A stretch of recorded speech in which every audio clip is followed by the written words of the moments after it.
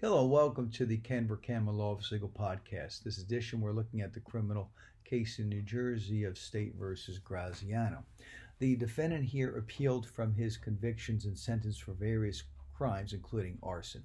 Four Jewish synagogues and community centers were subject to arson, attempted arson, or vandalism in 2011-2012. The police investigated and determined the defendant was a suspect. Defendant's home was searched pursuant to a search warrant, and police seized various pieces of evidence. Defendant agreed to provide biological samples and to be interviewed. Defendant was read his Miranda rights and still agreed to be interviewed. The defendant denied his involvement for hours.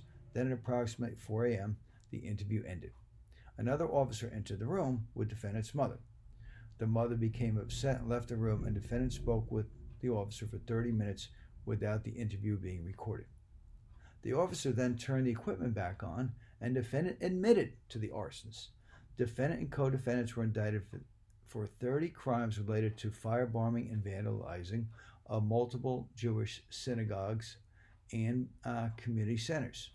Defendant moved to suppress his recorded statement, and the judge denied the motions, finding the time and length of the interview was not unduly coercive, and another reading of defendant's Miranda's rights was not required. The defendant was convicted of 21 crimes, including terrorism, aggravated arson, intimidation, assault, and related crimes, and was sentenced to an aggregate prison term of 35 years. On appeal, the appellate court affirmed the convictions and sentence. The appellate court found there was sufficient evidence supporting the warrant. The court found that the police had no obligation to re-administer Miranda warning, as the warnings had been read twice already and defendant had not been told the interview had ended. The trial judge also did not abuse his discretion by directing the jury to continue deliberating after the jury reported to being deadlocked. The conviction was affirmed. For more information on criminal cases in New Jersey, visit website njlaws.com.